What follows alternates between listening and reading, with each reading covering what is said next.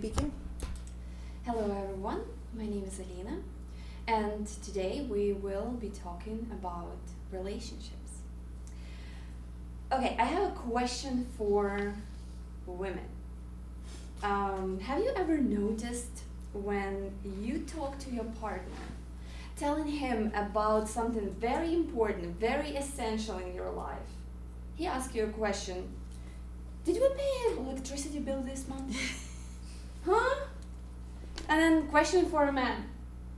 Have you ever noticed that when a woman says no, it actually means yes? And when you heard no, you did what she said, you did no, she got mad at you? And she's still mad? And that's what I want to talk about, that we have different way of communication. It doesn't make us a bad people, it doesn't make us wrong. It doesn't mean we're wrong. We just need to learn how to interpret each other. And I've been studying this subject for more than 10 years now. Demographic survey demonstrates that we have approximately the same amount of male and female in this class. It's 55 male, 45 female. And 100% are over 18 years old. Although 40% of the class are not sure about their intentions of having a family in the future, 90% were still in question why there is misunderstanding between the genders, according to my survey. The difference in communication between men and women described by distinctions in physiological aspect of males and females' brain, the reaction they demonstrate in stressful situations, and how they express their feelings, communicating love. Let me begin with the basis of the physiological differences of our brains.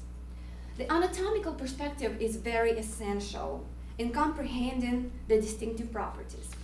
After taking anatomy and physiology class, I found many interesting facts about the females and male brain and how different they are. First of all, the important distinctions is releasing and controlling hormones. Brain is the main control and the major controlling center of all our hormones. We have all the brain glands, the pituitary gland, pineal gland, hypothalamus. But that's not all of them. Brain still controls the rest of it. The testes and ovaries are still controlled by the brain, and where the estrogen, progesterone coming from, and estrogen, progesterone, it all depends, it all impacts our behavior. The estrogen level goes up, a woman's mood is swaying. You don't know, she's happy right now, in 2 minutes she's sad, and then she's angry, and then she's happy again, and then she wants to cuddle. This is all depends on the hormone level. And the same with the man. The male can be defensive, the male can be offensive sometimes, and it all also depends, mainly it depends on the physiological properties of our bodies. There are also differences in hemispheres.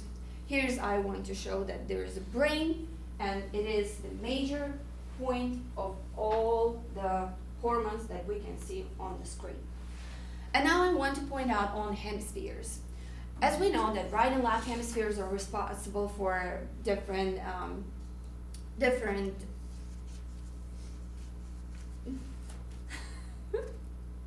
the word different functions of our body, and here's our favorite one. I pointed out imagination.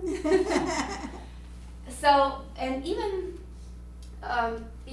with this different parts, we are acting a little bit different when it comes to male and female. For example, there was a research, according to authors, Alan and Barbara Pease, that's the authors of multiple bestsellers that were studying the communicating techniques. According to Alan and Barbara Pease, early research into the specific location of brain function came from the brain damaged patients. And it was found that men who suffered injury to the left side of the brain lost much of all their speech and vocabulary skills, whereas women who were similarly brain damaged did not suffer speech loss to the same extent, indicating that women have more than one center of speech, and that's why they like to talk. Physiological aspect is the base of our theme, but let's move on and dig deeper. We all have gotten some problems in life. We're all dealing with something every day. How do we act toward each other when stress level gets higher? What do we do when we can't recognize our partner and it seems like he or she communicates, he uses a foreign language? Man becomes more defensive, and very often he wants to be left alone, one-on-one with his thoughts. For a woman, it's the opposite. She needs to talk.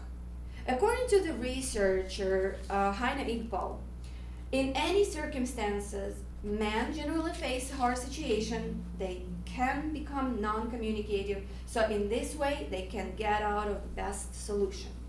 On the opposite side, woman becomes more communicative when caught up in a difficult situation, and there would be a problem for all this distinctive behavior, because when a woman wants to talk, she just needs someone to listen. She doesn't need a problem. What happened to a man? Man thinks that woman is blaming him for her problems, and he becomes defensive. He starts thinking that he needs to fix her problems, and she doesn't need to be fixed. She just needs to talk about this. Remember about that. She just needs to talk about this. When man gets defensive, woman feels unloved. Woman feels left off. She feels abandoned. And here is miscommunication. No one is wrong, but at the same time there is a problem. And this problem can grow into something more, into separation, into misunderstanding, into fights. And it sometimes can not only impact you, but your next generation, kids, your people who love you, people who care about you, and that becomes a bigger problem. According to John Gray, men are from Mars, women are from Venus. The concept of man need to go to the man cave and women need to talk become very popular nowadays. However, I think that the problem is not that the man needs to go to a man cave and woman needs to talk.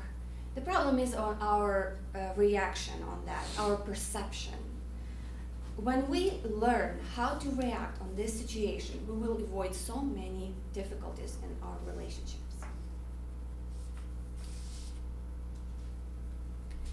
In addition to physiological and psychological differences depicted above, there are some unpredictable and illogical in both sexes. The feeling toward each other. Love. Love is a gift. How we communicate love depends also on gender. According to Anita Taylor, the professor of communication and women's studies, male persons were expected to be masculine, and that means to be aggressive and competitive. Female persons were expected to be feminine, which means being passive, non-competitive, intuitive. For women and men, the love and being loved is very essential, although that means different for each of the genders.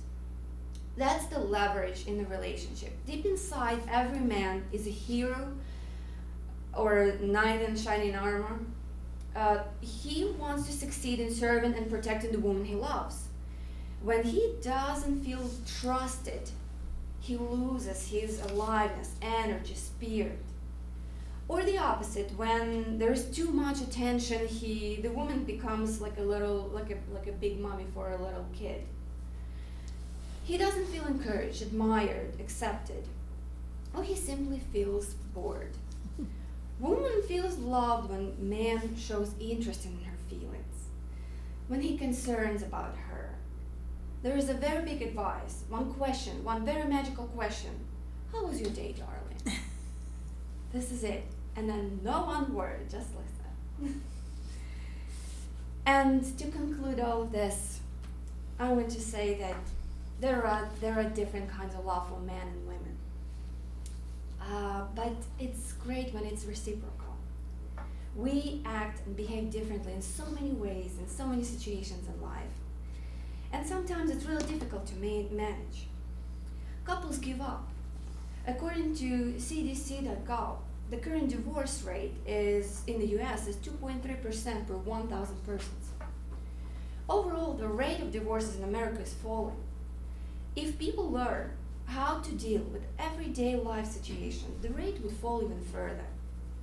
By simply understanding the concept and distinctions of our behavior, we can save the most important in our lives, families.